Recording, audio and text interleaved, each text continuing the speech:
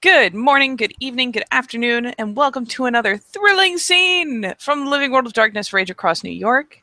Today's scene is set on the Sept of the Green, where 10 Point has discovered that there is a domestic rabbit that has been uh, potentially either probably not abandoned by his original keeper, but it has been probably made into a sept duty rather than his personal duty in light of the fact that he has perhaps moved on.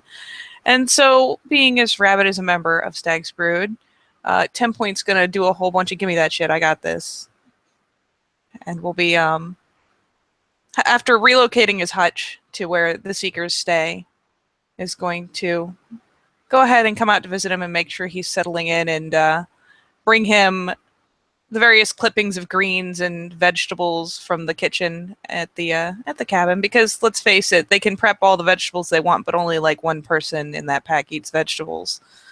So there's always plenty of extra, and there's always the things like the roots and the caps and whatnot that people generally don't eat. So she'll come out with a veritable treasure trove, and having left Puka to his own devices for a bit to resettle, will come in this time in the Umbra with the offerings in her swag. Will come and see if his spirit is there, and if not, we'll see if there are others nearby of his particular persuasion, when pulling out you the various greens.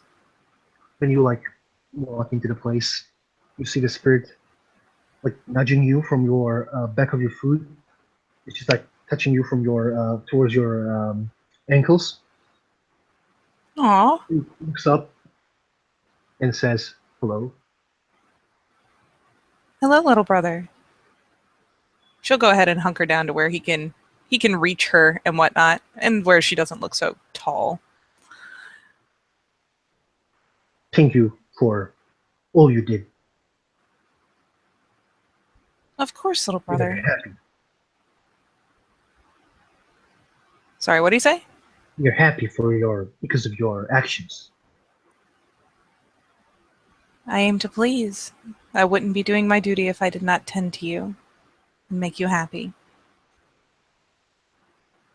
And she'll go ahead and pull out the bag from her swag and open it up and set out various greens, carrot caps, the big bundle of the base of a lettuce, where one usually just hacks off the leaves and leaves a big old piece they throw away, like various bits and pieces of vegetables. The you see that the Broham kind of like starts eating the carrot. Little nose twitches, so many Yeah. nose twitches. Little brother, my fellows and I are about to go to battle, and we could certainly use your aid. There will be very powerful weapons there to use against us, ones that not all the power in the world can help us to resist. But you and yours, you are quick, you are clever, and we could certainly use some of your quickness.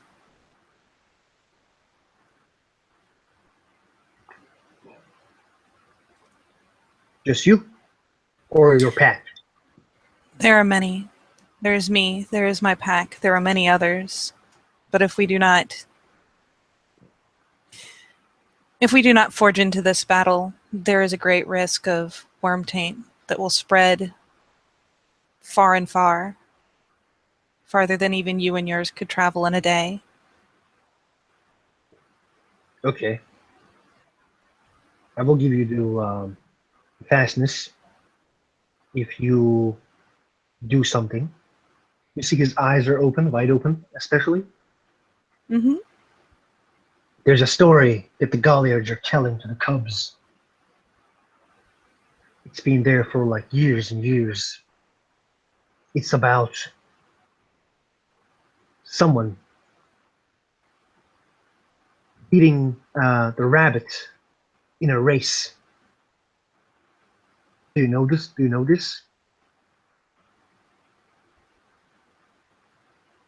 And she kind of thinks about it for a second. Is there like some particular Gru story, or is this just like the tortoise and the hare? Tortoise and the rabbit. She nods, though she looks a little perplexed. Yes, I'm familiar with this tale. I need you and your packs to tell the story of Rabbit beating Tortoise in the race.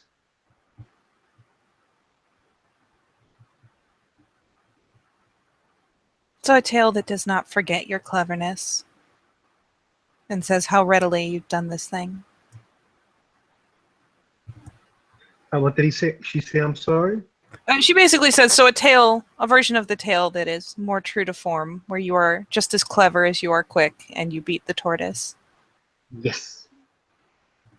She smiles. I would be happy to do this for you. And I am sure that my pack, in exchange for your boon, will be happy to do the same.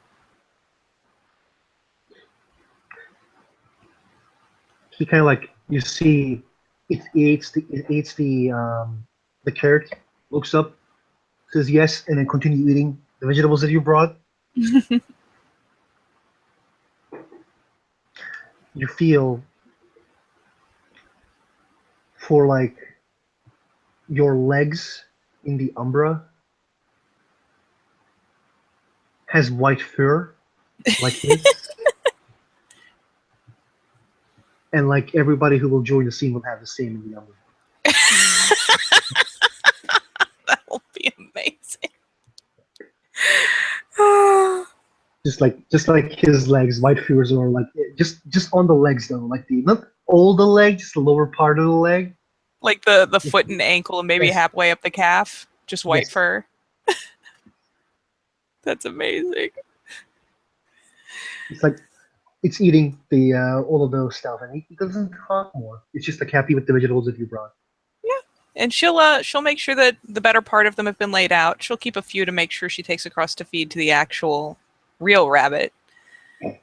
But she'll make the offering and thank him for his time and welcome him and his kin, his brothers and sisters, his cousins to take shelter and consider themselves welcome at the cabin and at this hutch, and we'll go ahead and respectfully leave him to his lunchies.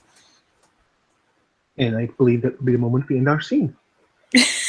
Thank you, players, for playing.